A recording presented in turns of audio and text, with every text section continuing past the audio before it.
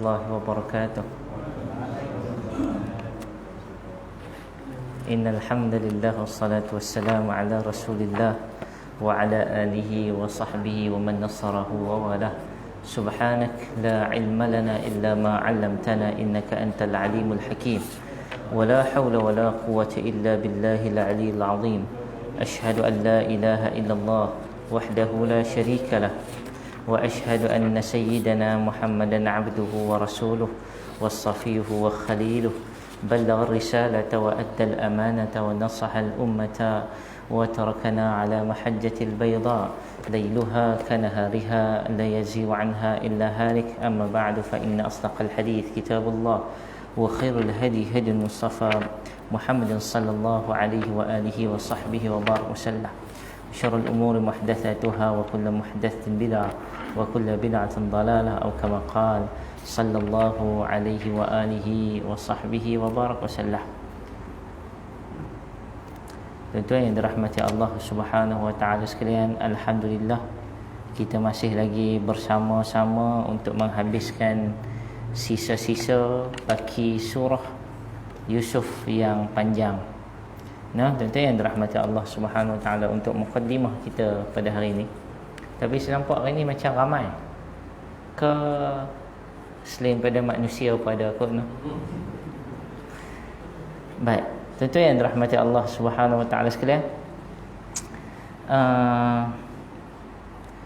sebelum membacakan surah Yusuf, saya minggu lepas saya terbaca buku ni. Buku ni tajuk dia Mawaqiful Anbiya fil Quran Tahlilun wa Tawjihun. Pendirian peristiwa yang berlaku kepada para nabi di dalam Al-Quran yang memerlukan penjelasan kepadanya untuk kita sama-sama ambil iktibar dalam hidup kita dan sama-sama ambil iktibar daripada kisah para nabi yang Al-Quran sendiri ceritakan di dalam Al-Quran.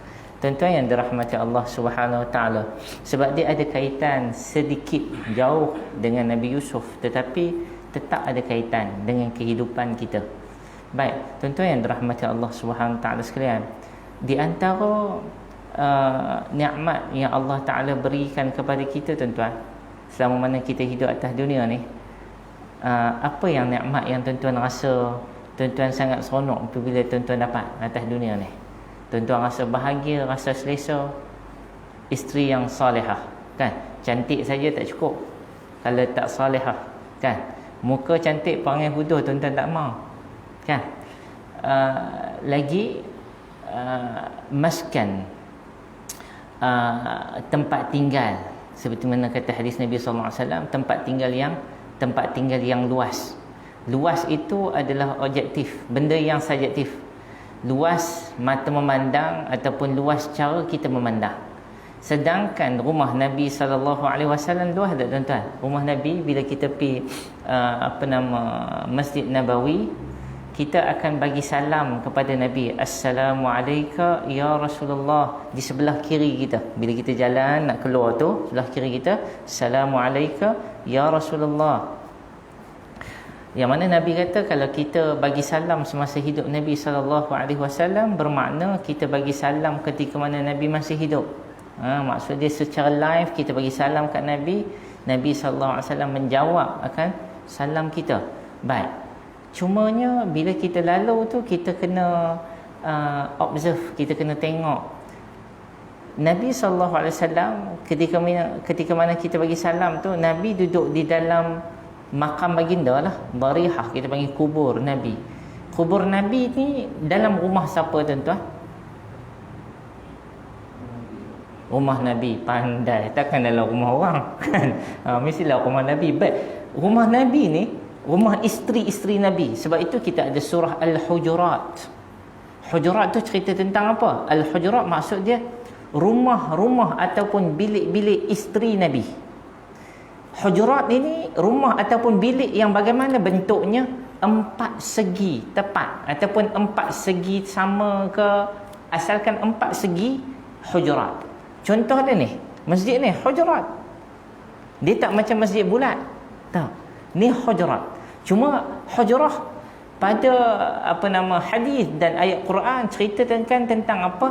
Rumah-rumah isteri Nabi sallallahu alaihi wasallam, yang mana kalau kita tengok keadaan di Madinah, di Mekah, rumah dia orang macam mana? Petak-petak. Rumah petak-petak. Dan rumah Nabi sallallahu alaihi wasallam yang dimakamkan baginda di situ, itu adalah rumah siapa tuan-tuan? Salah satu isteri Nabi, siapa nama tuan-tuan? Aisyah. Nasib tuan-tuan betul cakap. Aisyah, tak ada seorang pun salah. Baik. Rumah Aisyah tuan-tuan, besar mana rumah Aisyah? Baik. Saya tak ingat saya baca buku apa tentang sejarah Madinah Al-Munawwarah. Salah satunya tempat-tempat bersejarah, dia orang korek balik map yang lama. Dan di antaranya melihat map hujurat, rumah-rumah ataupun rumah dalam bentuk bilik-bilik kepunyaan isteri Nabi sallallahu alaihi wasallam, para sahabat berdekatan dengan Masjid An-Nabawi.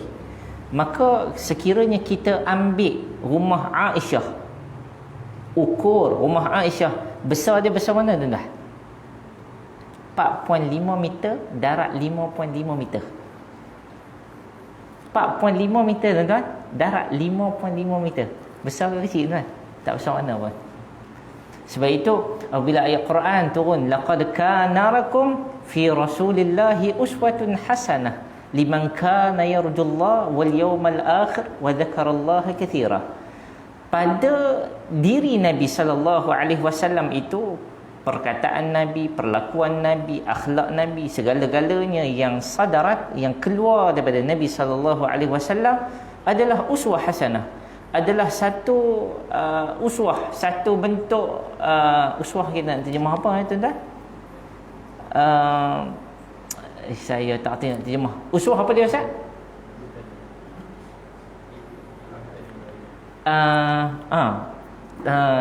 Perkataan yang orang selalu sebut ni, saya pun tak ingat bahasa Melayu teruk ni.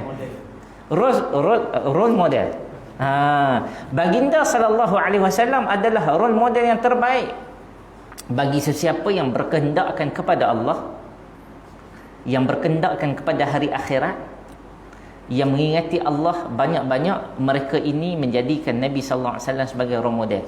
Maka ada orang tanya, role model Nabi macam mana jadi role model ni? Sebab rumah pun kecil, hidup tak selesa kot, kan? Ketika mana kalau kita baca hadis Nabi riwayat Al-Bukhari, Nabi sallallahu alaihi wasallam salat malam, kan? Salat malam, salat pada waktu malam, sujud ni terkena kepala Nabi, kena kaki siapa? Kena kaki Aisyah. Nak gambarkan boleh je ruang lain takkan tak lepi, tak. Nak bagi tahu kata tak besar mana rumah Nabi sallallahu alaihi wasallam. Tetapi di sana ada uswah, di sana ada suri teladan. Suri teladan Ustaz, saya nak ambil perkataan Melayu semua. Role model Ustaz ambil bahasa Inggeris, Ustaz ajak bahasa Inggeris. Baik, suri teladan yang terbaik kepada kehidupan manusia. Baik, cumanya kita melihat bahawa Nabi SAW membawa kepada kita bukan sekadar maskanul wasi'. Dalam hadis Nabi sebut rumah yang luas itu bukan luas dia adalah luas yang kita maksudkan dari sudut fizikal luas, tetapi keluasan apabila kita masuk rumah tu semua benda ada. Apabila masuk rumah tersebut, isteri solehah menenangkan, tenang, itu adalah maskanul wasi'. Maka tuan-tuan yang dirahmati Allah Subhanahu Wa Taala, apa yang saya nak cerita hari ini adalah sebelum kita masuk surah Yusuf ni, saya baca tentang Nabi kepada bapa segala Nabi. Siapa tuan-tuan? Nabi Ibrahim alaihissalam.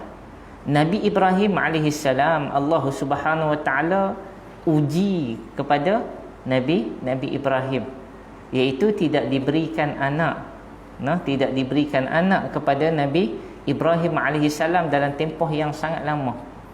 Dalam banyak dalil riwayat dalam Quran tidak sebut umurnya berapa, tapi dalam hadis Nabi sebut umur baginda Nabi Ibrahim adalah melebihi 100 tahun. Dan umur kepada isteri baginda Ibrahim alaihissalam, iaitu pada waktu tu umur Sarah ke Hajar tuan-tuan? Umur Hajar ke Sarah yang tua ni? Sarah. Betul ke tuan-tuan? Sarah ke Hajar? Hajar pula dah. Hajar, Sarah. Umur Sarah adalah tidak memungkinkan untuk beranak. Maksud dia kalau ikutkan menopause dah lah. Tapi Allah Subhanahu Wa Taala memberikan kepada Nabi Ibrahim alaihissalam satu bentuk kelebihan yang tidak diberikan kepada orang. Sehingga kan Allah Subhanahu Wa Taala memberikan berita gembira ini kepada siapa? Nabi Ibrahim. Kepada siapa? Kepada isteri baginda Nabi Ibrahim, Siti Sarah. Allah Subhanahu Wa Taala merakamkan dalam Al-Quran ayat 71 surah Hud. Allah Subhanahu Wa Taala kata, wa imra'atuhu qa'imatun fadhahikat fabashsharnaha bi Ishaq wa min wara'i Ishaq Yaqub. Allah bagi tahu kepada Siti Sarah melalui Jibril alaihi salam bahawa apa dia ni bakal melahirkan anak. Dia ni dahlah orang kata waktu tu kalau pergi kat tabib kata apa? Dia ni tak boleh beranak dah. Kan? Dia ni menopause dah. Lebih kurang gitulah. Apabila diberitahu kepada Siti Sarah bahawa dia bakal melahirkan seorang anak, akan ada zuriat daripada diri dia, daripada rahim dia, fadhahikat. Dia gelak. Sebab apa? Ini mustahil. Kan? Takkanlah Allah Ta'ala nak bagi kat aku anak, kan? Sedangkan aku dalam diri yang macam ni. Kemudian Allah Ta'ala kata apa? Fabashsharnaha bi Ishaq. Allah Subhanahu Wa Ta'ala melalui Jibril alaihi salam bagi tahu apa? Kami bakal memberikan kepada kamu satu berita gembira, iaitu kamu bakal mendapat seorang anak yang nama dia Ishaq. Kemudian wa min wara'i Ishaq. Kemudian bawah kepada Ishaq, iaitu siapa? Cucu dia. Siapa yang disebut ni? Yaqub. Yaqub ayah siapa tuan-tuan? Ayah Yusuf. Baik. Nak bagi tahu apa? Allah Subhanahu Wa Taala memberikan kelebihan kepada Nabi Ibrahim alaihissalam, kelebihan yang tidak disangka-sangka. Sebab apa? Nabi Ibrahim minta doa kepada Allah Subhanahu Wa Taala supaya Allah Subhanahu Wa Taala memberikan nikmat anak kepada dia. Dia kahwin yang kedua dengan Hajar, dapat siapa? Dapat Ismail. Tengok nah. Surah Ibrahim ayat 39. Allah Taala kata, Alhamdulillahilladzi wahaba li 'alal kibari Ismail wa Ishaq. Inna rabbi lasami'ud du'a. Sadaqallahul azim. Ibrahim ayat 39. Nabi Ibrahim alaihissalam melafazkan rasa kesyukuran kepada Allah kerana Allah memberikan anak kepada dia melalui Siti Sarah, Siti Hajar. Kita pilih letak Siti, no? Tak apa, walaupun tak ada Siti, orang Melayu letak Siti. Baik. Nabi Ibrahim kata apa? Alhamdulillahilladzi wahabali. Segala puji bagi Allah Subhanahu Wa Taala yang telah memberikan wahabali kepada aku alal kibari Ismail. Apa? Dengan hidupnya Ismail, satu beranaknya Ismail, adanya Ismail, kemudian besarnya Ismail. Wa Ishaq, dan Ishaq. Sebab apa sebut Nabi Ismail dulu tuan-tuan? Baru sebut Ishaq. Sebab apa? Dalam Al-Quran, sebab apa Allah Ta'ala sebut Ismail dulu baru Ishaq? Okey, baik. Saya tengok menakutkan. Baik. Sebab Nabi Ibrahim dia dapat anak. Siapa anak yang dia dapat dulu? Ismail. Ismail abang lah, mak yang berbeza. Yang kedua baru dia dapat Ishaq. Sebab sebelum tu isunya ialah Siti Sarah mandul. Dah lah tua. Lepas tu di recognize kan, orang kata apa? Pergi dekat doktor dah kata memang mandul. Tak boleh dapat anak dah. Baik, tiba-tiba Allah Ta'ala bagi anak dekat dia. Itu anak selepas daripada Allah memberikan anak kepada Nabi Ibrahim, iaitu Nabi Ismail. Maksudnya Ismail dapat dulu.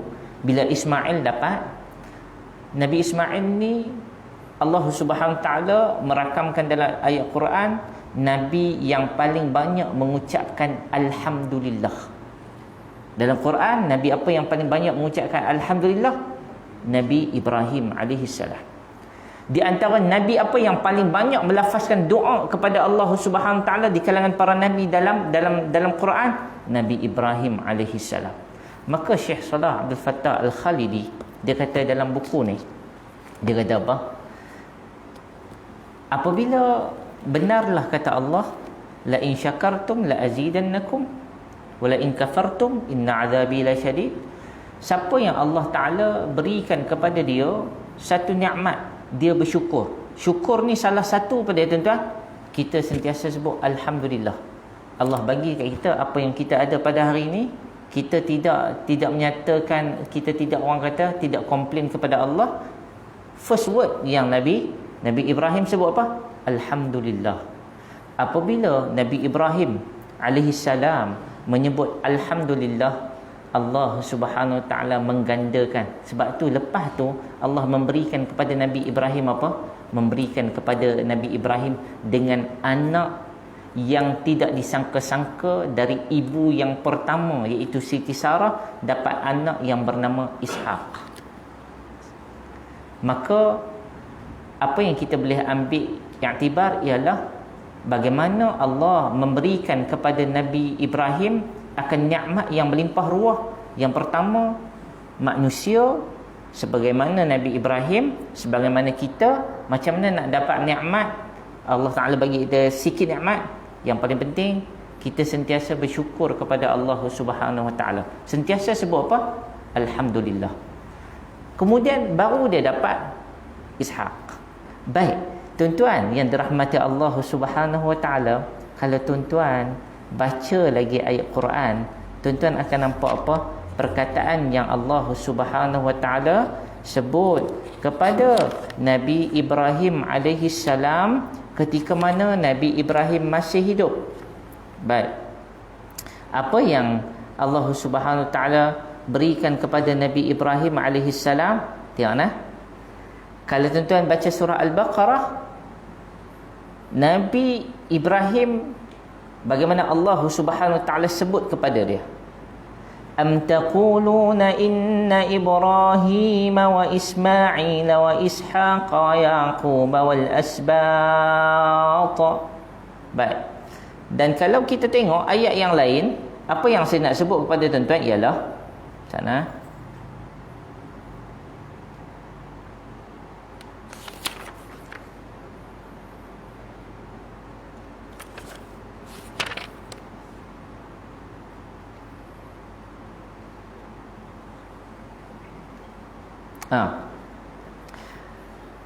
Silap. Ayat surah Maryam ayat 49. Allah Subhanahu Wa Ta'ala sebut apa? Allah Subhanahu Wa Ta'ala sebut, falamma i'tazalahum wa ma ya'buduna min dunillah wa habna lahu Ishaq wa Ya'qub wa kullan ja'alna nabiyya. Baik. Allah Subhanahu Wa Ta'ala bagi kepada Nabi Ibrahim, yang pertama Allah Ta'ala dah bagi Nabi Ismail, kemudian Allah Ta'ala bagi Nabi Ishaq. Dalam ayat ni Allah Ta'ala sebut wa Ya'qub, Nabi Ya'qub, kullan ja'alna nabiyya. Setiap daripada mereka ini, daripada Ibrahim, Ismail, kemudian Ibrahim, Ishaq, Ya'qub, kullan ja'alna nabiyya. Setiap yang disebut itu semuanya jadi nabi. Maksudnya apa dia? Dengan doa dan dengan perkataan Nabi Ibrahim menyebut alhamdulillah, Allah Ta'ala bagi bertambah-tambah kepada dia satu. Apa dia? Keturunan yang baik-baik. Keturunan yang baik-baik. Persoalannya, tuan-tuan, anak Nabi Ya'qub siapa, tuan-tuan? Yusuf. Yusuf sebut tak dekat sini? Para ulama bincang, kenapa Nabi Yusuf tak disebut? Sedangkan ayat Allah ni, surah Maryam 49 ni sebut apa? Wahabna lahu, Allah Ta'ala berikan kepada Nabi Ibrahim Ishaq, Nabi Ishaq. Kemudian Allah Ta'ala berikan Nabi Ya'qub, yang ni daripada siapa? Daripada Hajar. Lepas pada Nabi Ya'qub, sepatutnya Allah Ta'ala sebutlah Nabi Ibrahim. Barulah sebut apa? Wa kullan ja'alna nabiyan. Setiap pada nama yang disebut ini, semuanya kami menjadikan mereka sebagai seorang nabi. Tapi tidak disebut nama Nabi Yusuf. Agak-agak sebab apa tuan-tuan? Saya bukan suka main agak-agak, tapi kena agak-agak dulu. Kan, supaya apa? Supaya kita dapat tengok, kenapa ayat Quran tak sebut nama Nabi Yusuf? Ni yang sonoknya bila kita baca Quran, kita tengok word by word. Kalau kita tak baca karangan para ulama, tak bagi tahu kepada kita, kita pun tak tahu. Maka Syekh Salah Abdul Fattah Al-Khalidi, dia bagi tahu apa? Di antara nikmat, ya, di antara nikmat yang Allah Subhanahu Wa Taala berikan kepada Nabi Ibrahim, tuan-tuan, yang pertama nikmat tengok anak. Tuan-tuan, tengok anak ni nikmat, tuan-tuan. Kan? Tuan-tuan dapat anak, tengok anak membesar di depan mata. Yang tu yang disebut oleh Nabi Ibrahim, ala kibari Ismail wa Ishaq. Tengok anak membesar, alal kibar, membesar depan mata. Itu satu nikmat. Kemudian Allah Subhanahu Wa Taala tambah nikmat kepada Nabi Ibrahim. Satu nikmat anak dah, Ismail, Ishaq. Nikmat lepas pada tu Allah Ta'ala sebut apa? Yaqub. Yaqub ni siapa? Bagi Nabi Ibrahim, apa hubungan Nabi Ibrahim dengan Nabi Yaqub? Cucu. Sebab apa Allah sebut cucu dia, tapi Allah Ta'ala tak sebut cicit dia, Nabi Yusuf? Saya tanya soalan sekali lagi ni, supaya tuan-tuan balik ni, tuan-tuan dapat, tuan-tuan tak lupa. Tak lupa kan tuan-tuan? Bulan depan kita tanya sekali lagi. No? Baik. Sebab apa tuan-tuan? Sebab dia baginda Nabi Ibrahim AS, Allah Ta'ala bagi nikmat. Yang pertama, nikmat melihat anak membesar di depan mata. Kat sini Allah Ta'ala sebut alal kibar. Yang kedua, Allah Ta'ala sebut Yaqub. Nikmat Allah berikan kepada Nabi Ibrahim, nikmat dapat tengok cucu, membesar cucu di depan mata. Tuan-tuan mesti semua sayang cucu. Anak tak pernah anak selalu kena pukul. Cucu tuan-tuan tak pernah pukul. Kan? Cucu tuan-tuan garang macam rimau teruk mana sekalipun, main kat cucu tuan-tuan kalah. Kan? Minta apa semua bagi. Baik. Di antara nikmat hidup yang Allah Subhanahu Wa Taala berikan kepada kita, tuan-tuan, kalau tuan-tuan boleh tengok lagi cucu tuan-tuan masa sekarang, itu satu nikmat. Yang tu satu nikmat. Maksud dia, ada orang di kalangan kita yang tak sempat tengok cucu. Dan ini ayat Quran yang sebut tentang apa yang Nabi Ibrahim disebut oleh Allah, diberikan oleh Allah Subhanahu Wa Taala, Ismail, Ishaq, Yaqub. Semua ni Nabi Ibrahim sempat melihat di depan mata dia, mereka ini membesar. Maksud dia apa dia? Allah Ta'ala nak cerita kepada kita, Nabi Ibrahim ni orang yang beriman, bertakwa kepada Allah Subhanahu Wa Taala, minta Allah Ta'ala bagi, lepas Allah Ta'ala bagi, sentiasa bersyukur kepada Allah. Bukan sekadar berdoa Allah Ta'ala bagi, tak bersyukur, tak. Bagi, sebut, mention Alhamdulillah, menyebut akan nikmat yang Allah Ta'ala berikan. Wa amma bi ni'mati rabbika fahaddith. Allah Ta'ala bagi nikmat, sebutkan kepada siapa? Kesyukuran kepada Allah. Allah tambah lagi. Allah tambah nikmat apa? Melihat cucu. Tuan-tuan, tengok cucu, tuan-tuan ada cucu, ia adalah satu nikmat. Yang tu kena ingat. Kadang-kadang kita duk rasa tak ada nikmat. Maksud dia, kita tak merasakan itu adalah satu nikmat. Tuan-tuan, yang tu satu nikmat, tuan-tuan. Melihat cucu masing-masing, tuan-tuan. Baik. Kemudian tak disebut Nabi Yusuf. Maksud dia apa dia? Nabi Ibrahim tak sempat untuk melihat Yusuf alaihi salam. Boleh kan tuan-tuan? Baik. Sebab itu ayat ini, kalau kita baca ayat Quran in detail, kita akan faham bahawa sesungguhnya ayat-ayat Quran ini adalah ayat yang sangat detail yang diberitahu kepada kita. Baik tuan-tuan yang dirahmati Allah Subhanahu Wa Taala sekalian, kita kembali kepada surah Yusuf. Baik, kita berhenti ayat berapa tadi? Sudah. Semua kat tak tahu dah. Ayat berapa tak tahu? 65.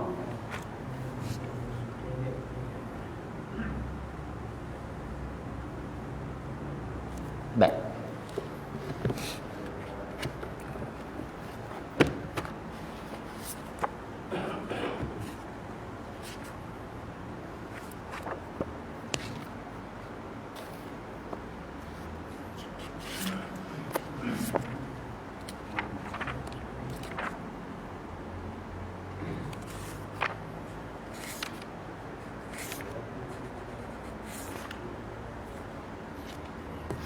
Okey, baik tuan-tuan yang dirahmati Allah Subhanahu Wa Taala sekalian, kita itu tak silap macam mana Haji beritahu sampai ayat 65. Betul ke? Sampai ayat 65 ke baru nak masuk 65? Saya sebab handphone saya yang lama tu hilang semua. Yang baru ni saya tak reti nak pakai. Hilang saya punya ni sana. Okey, betul lah. Saya ingat baik. Bismillahirrahmanirrahim. Kita baca ayat 65. Walamma fatahu mata'ahum wajadu bida'atahum ruddat ilaihim qalu ya abana ma nabghi hadhihi bida'atuna ruddat ilaina ونمير أهلنا ونحفظ أخانا ونزداد كيل بعير ذلك كيل يسير قال لن أرسله معكم حتى تؤتون موثقا من الله حتى تؤتون موثقا من الله لتأتونني به إلا أن يحاط بكم فلما أتوه موثقهم قال الله على ما نقول وكيل قال يا بني لا تدخلوا من باب واحد وادخلوا من أبواب متفرقة وما أغني عنكم من الله من شيء إن الحكم إلا لله عليه توكلت وعليه فليتوكل المتوكلون صدق الله العظيم. Baik, ayat 65 terjemahan dia. Dan semasa mereka membuka barang-barang mereka, walamma fatahu mata'ahum, mereka dah balik. Kita tahu mereka bawa berapa ekor unta semua tuan-tuan? Seorang seekor. Yang pi berapa beradik? 10 beradik. Tinggal Bunyamin dengan ayah dia. 10 beradik ni pergi bawa 10 ekor unta dengan barang dagangan, balik dengan gandum. Balik dengan dipenuhi dengan gandum. Dan mereka menganggap, mereka punya expectation ialah apa? Buka ada gandum je lah, kan? Walamma fatahu mata'ahum, apabila mereka buka bungkusan ataupun kita katakan apa ya, tempat letak barang mereka tu, wayaju bida'atahum ruddat ilaihim, apa yang mereka dapati, barang-barang yang mereka nak bawa, nak buat sistem barter tu, nak buat tukaran dengan memberikan gandum kepada mereka itu, ruddat ilaihim, dikembalikan kepada mereka. Maksudnya mereka tidak membawa, maksudnya mereka tidak membeli apa-apa, tetapi bahkan dihadiahkan dengan gandum yang mereka perlukan tanpa perlu membayar apa-apa. Qalu ya abana ma nabghi, dan mereka berkata kepada ayah mereka, sebab mereka sebelum tu kata apa? Kami nak bawa Bunyamin. Sebab kalau kita boleh bawa Bunyamin, yang pertama sebab apa bawa Bunyamin tuan-tuan? Sebab Perdana Menteri ataupun Yusuf alaihi salam sendiri nak berjumpa dengan adik mereka.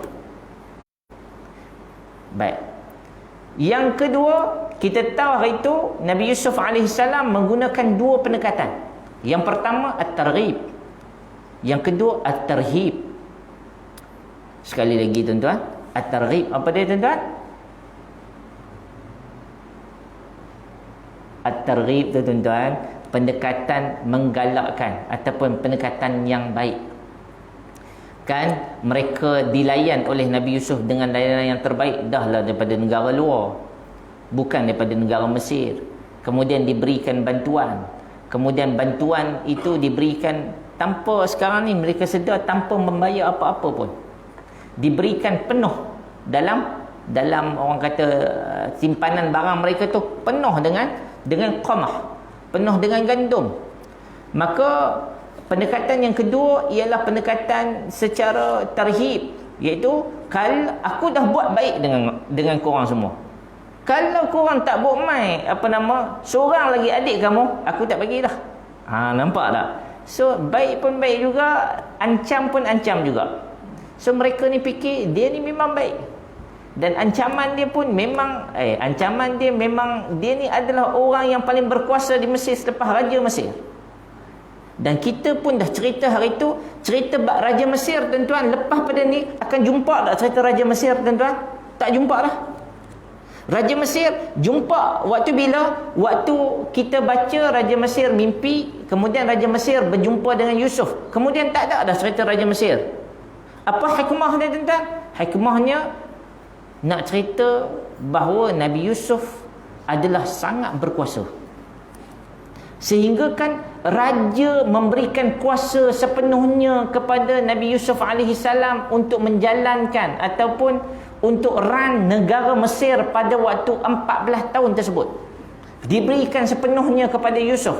Sehingga kan role yang ada pada raja waktu itu tidak kedengaran dan Al-Quran tidak menceritakan.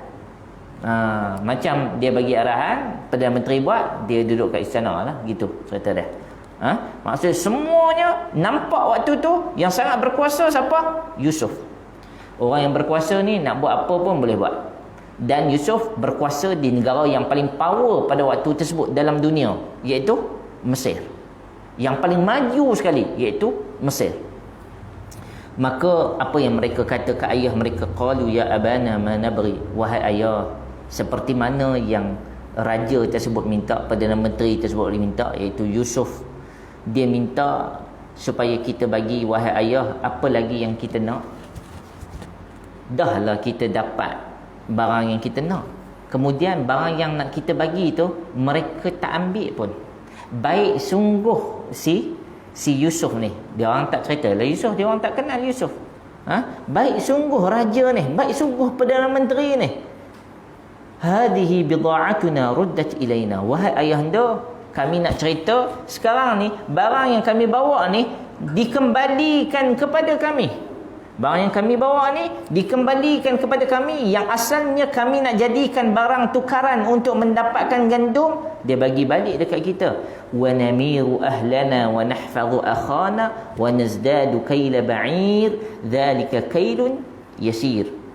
Dan dengan kemurahan hati budi menteri tersebut, maka kami akan dapat bawa lagi bekalan makanan kepada keluarga kami.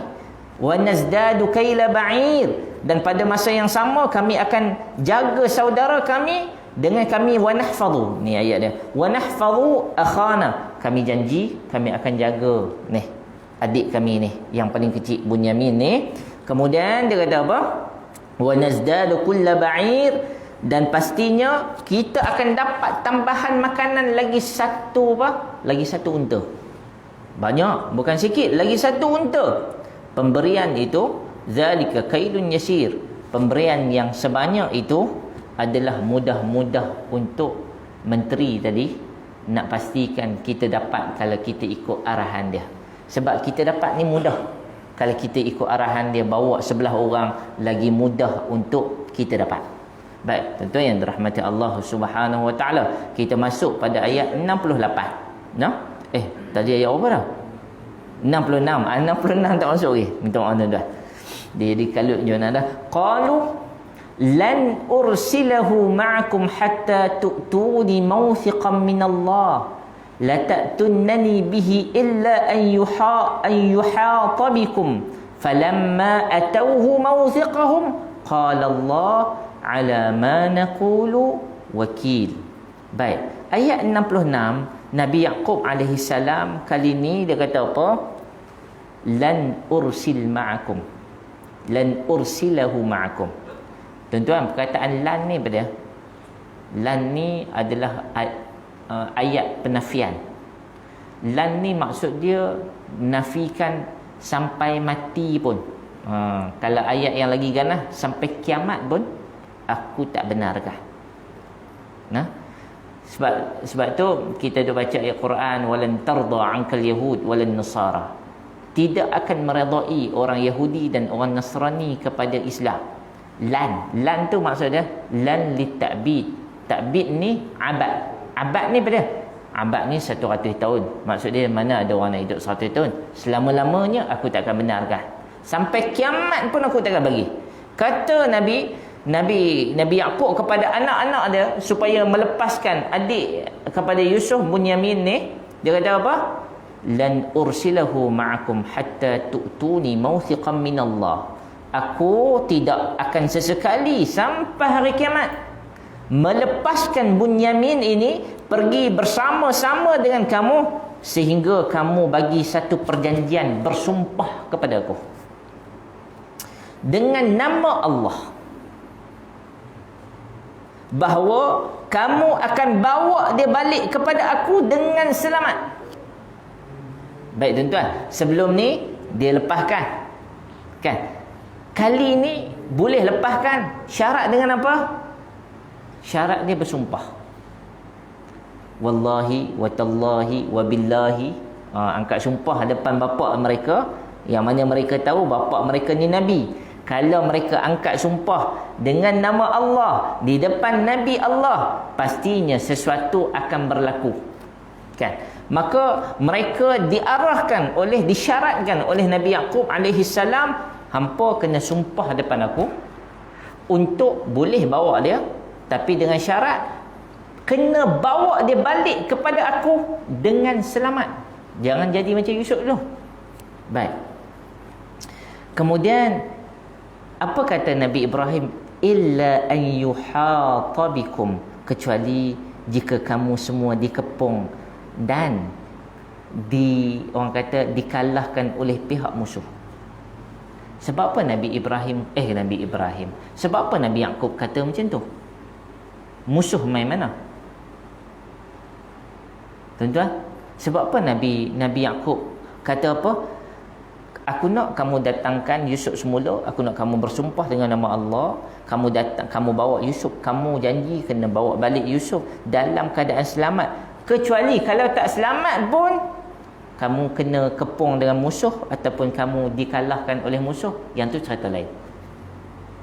Baik, kenapa ada syarat kemudian ada pengecualian, istisna? Yang pertama, Nabi Yaqub seolah-olah dia dah tahu apa yang ada di luar sana. Tuan-tuan, tadi sebelum ni kita cerita tentang apa? Penjara. Nabi Yusuf pernah kena masuk dalam penjara tak tuan-tuan? Baik. Sebab apa ada penjara tuan-tuan? Sebab apa ada penjara? Sebab ada kejahatan. Sebab apa ada kejahatan tuan-tuan? Ada macam-macam benda ada. Ada orang hidup susah, ada orang yang hidup senang, ada yang orang nak jadi kaya, ada, maksudnya semua ada kat sana. So kebarangkalian apa yang ada dalam otak Nabi Yusuf AS, pemikiran Nabi Yusuf AS pada waktu tersebut ialah Nabi Allah bila mendengar nama Mesir, ia adalah nama yang besar. Apa yang kita tanya kan kepada tuan-tuan, apa yang tak ada kat US tuan-tuan? Semua benda ada kat US. Benda halal ada, benda haram pun ada. Kan? Cuma satu benda yang saya nak bagi tahu, kambing yang saya bawa tu halal. Baik, tuan-tuan yang dirahmati oleh Allah Subhanahu taala. Dia kata apa?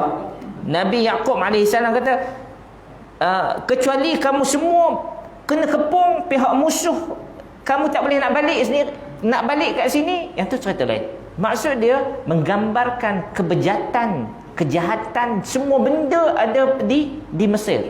Nabi Yaqub dia bertambah-tambah risau. Baik. Kemudian falamma atawhu mawthiqahum qala Allahu ala ma naqulu wakil. Kemudian mereka berjanji kepada Nabi Yaqub alaihi salam, dia berkata, apa yang mereka kata, Allah jualah yang menjadi saksi dan pengawas atas apa yang semua dikatakan itu. Maksud dia apa dia? Abang-abang Nabi Yusuf ni Islam ke tak Islam, tuan-tuan? Dia yang Nabi Yaqub minta supaya mereka bersumpah dengan nama Allah ni, mereka ni Islam tak Islam? Islam, tuan-tuan. Anak Nabi Yaqub semuanya Islam. Cumanya bila kata bermulanya suku kaum Allahumma salli ala sayyidina Muhammad, suku kaum Bani Israel daripada siapa? Daripada anak-anak Nabi Yaqub yang 12 orang. 12 orang ni lah bermulanya apa? Bermulanya keturunan Bani Israel. Sebab itu bila kita kata Bani Israel, asal keturunan Bani Israel semua Islam tak? Islam. 12 suku ni semua Islam. No? Okey. Baik tuan-tuan yang dirahmati Allah Subhanahu Wa Taala. Sebab kita dah bagi tahu itu Nabi Yusuf dia yang membawa 12 beradik ni daripada Palestin pergi mana? Pergi Mesir. Last kali mereka menetap di Mesir. Waktu tu zaman pemerintahan raja yang kita sebut hari tu. Tuan-tuan, saya sebut sekali lagi. Raja tu siapa nama, tuan-tuan?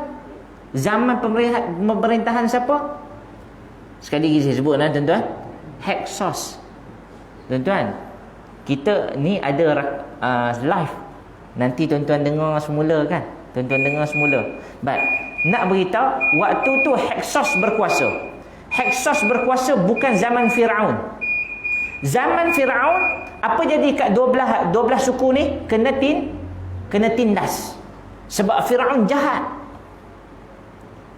Maka apabila kena tindas, Nabi Musa dilahirkan. Nabi Musa di antara keturunan daripada 12 suku ni.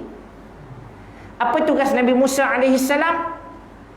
Buat balik daripada mereka Bani Israel yang duduk di Mesir ni, balik kat mana, tuan-tuan? Balik ke Palestin. Boleh, tuan-tuan? Okey, baik. Mereka kata apa? Mereka kata Allah jualah yang menjadi saksi dan pengawas atas apa yang kita semua katakan itu. Baik, tuan-tuan yang dirahmati Allah Subhanahu Wa Taala. Nampak 11 beradik yang tinggal ni, kira dia 10 lah. Tak tercampur dengan Bunyamin, tak campur dengan Yusuf. Mereka ni baik ke tak baik, tuan-tuan? Baik. Tapi hari tu kenapa mereka jadi jahat? Kita sekali lagi, saya kena ulang banyak kali supaya kita faham. Kenapa jadi jahat, tuan-tuan?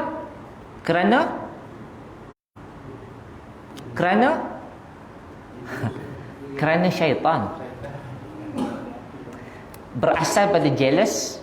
Mereka kata apa? Ayah kita tak adil bagi kasih sayang. Jealous. Sebelum tu Nabi Yaqub kata apa? Inna syaitan aduwwum mubin.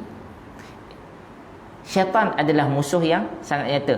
Maka mereka marah itu, ketika mana marah itu baru syaitan masuk dan memperandakan keluarga Nabi Yaqub alaihi salam. Baik. Tuan-tuan yang dirahmati Allah Subhanahu Wa Taala. Sebab itu kita bila baca surah ni, kita tak boleh kata semua Bani Israel jahat. Tak.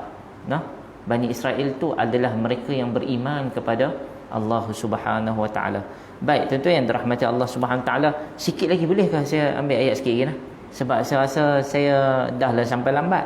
Nah, ayat 68. Ayat 68. Ayat 68 Allah Subhanahu Wa Taala kata, "Walamma dakhalu min haitsu amarahum abuhum ma kana yughni 'anhum min Allah min syai' illa hajatan fi nafsi Ya'qub qadaha wa innahu ladhu 'ilmin lima 'allamnahu walakinna aktharan nasi la ya'lamun." Ayat 68. Dan ketika mana mereka masuk mengikut arah yang disuruh oleh ayah mereka. Saya tak baca ayat 67, tuan-tuan. Allah. Ayat 67. وقال يا بني لا تدخلوا من باب واحد وادخلوا من أبواب متفرقة. Baik. Apa maksud dia? Dan Nabi Yaqub alaihi salam kata, wahai anak-anakku, ya bani, bukan ya bunai, ya bani, sebab mereka ramai. Wahai anak-anakku, la tadkhulu, jangan kamu semua masuk ke dalam Mesir, min babin wahid, daripada pintu yang satu sahaja. Maksud dia, kalau kita ada nak masuk Negeri Sembilan ni ada banyak border, jangan masuk melalui Lenggeng saja, masuklah melalui jalan-jalan yang lain, kan? Jangan masuk melalui Beranang saja. Kita ada boleh masuk melalui Bandar Bukit Mahkota Nilai, kita boleh masuk melalui Sepang Nilai, kan? Maksud dia banyak jalan. Jangan kamu ambil satu lorong saja, satu jalan saja. Gunakan banyak jalan. Baik. Wa ma ughni 'ankum minallahi min syai'. Dan aku, dengan ini nasihat aku kepada kamu, dan aku dengan nasihatku ini tidak dapat menyelamatkan kamu minallahi min syai', daripada sesuatu takdir yang telah Allah Subhanahu wa taala tetapkan. Maksud dia, Nabi Yaqub ni dia dah pesan habis-habis dah. Maksud dia tawakal dah. Dia usaha, dia bagi tahu nak masuk dengan jalan masuk yang berbeza. Kalaulah kamu tak selamat, kamu masuk boleh, kamu boleh masuk tapi tak boleh keluar.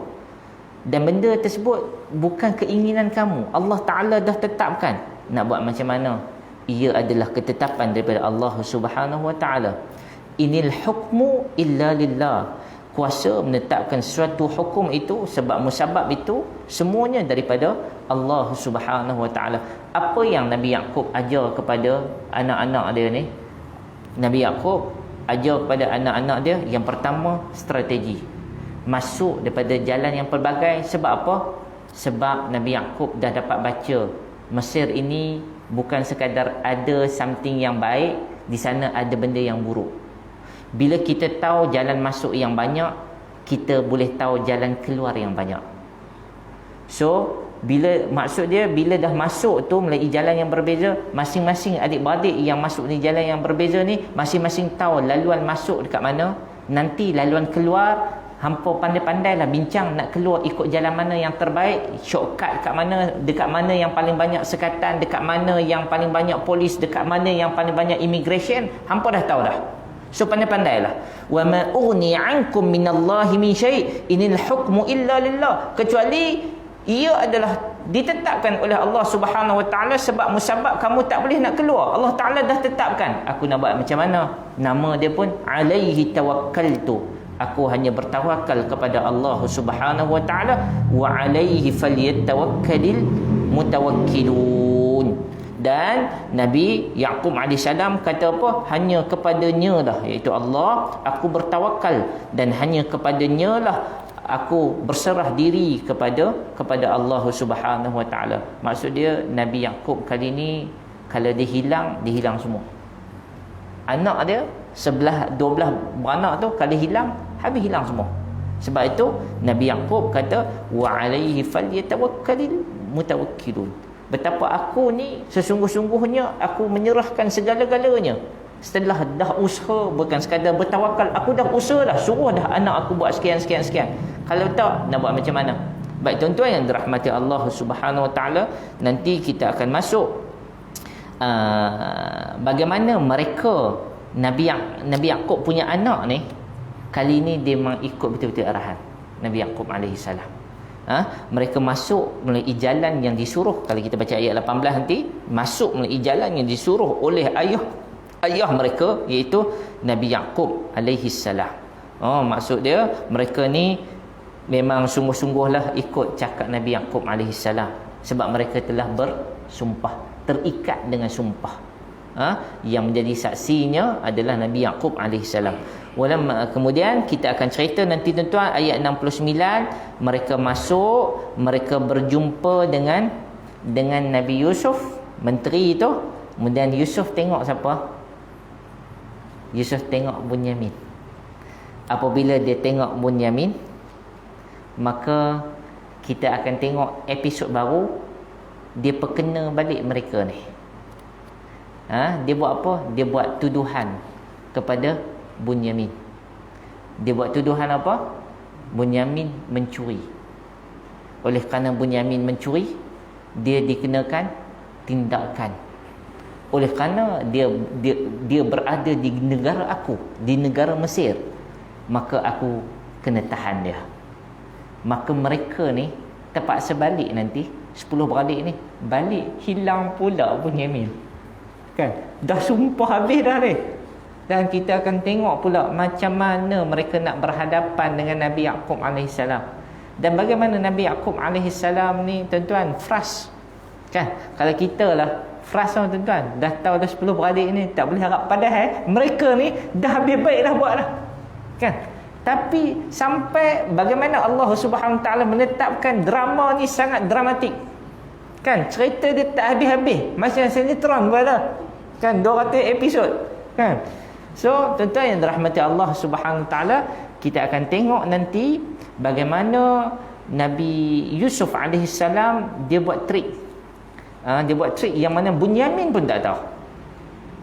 Bunyamin telah ditrik dan abang-abang dia telah ditrik, seolah-olah Bunyamin ni telah melakukan satu kecurian. Dia curi apa, tuan-tuan? Dia curi alat untuk cedok. Cedok apa? Gandum. Dalam hadis cerita alat untuk cedok gandum tu bukan murah, alat tu mahal. Seolah-olah nanti dia cerita apa? Alat cedok gandum tu Bunyamin ni dituduh curi dan letak sembunyi dalam bekas gandum tu, dia kambus-kambus, kan? Tuan-tuan akan tengok betapa mereka ni tak boleh buat apa, 10 beradik ni, sebab mereka berhadapan dengan pihak berkuasa. Nah, kalau ikutkan Syekh Salah dalam Muwafiqul Anbiya, dia kata Nabi Yusuf alaihissalam pada waktu tu bukan sekadar menteri kewangan, tetapi jawatan dia adalah jawatan nombor 2 selepas raja. Maka dia adalah Perdana Menteri in action. Nah, wallahu taala alam bissawab. Tuan-tuan yang dirahmati Allah Subhanahu taala, insya-Allah saya bawa sikitlah tadi. Tuan Haji minta saya bawa kambing, saya bawa kambing bersama dengan anak saudara saya. Ada usahakan pisang salai, nah. Pisang salai kalau tuan-tuan nak beli bolehlah. Pisang salai tu jual di pasaran 12. Cuma senang cerita malam ni RM10 saja. Nah, kalau tuan-tuan nak nanti boleh dapatkan di bonet kereta anak saudara saya bukalah. Kambing pun saya bawa, salai pisang pun saya bawa. Wallahu taala alam. Aqul qouli hadza wa astaghfirullahal azim li wa lakum wa barakallahu fikum. Assalamualaikum warahmatullahi wabarakatuh.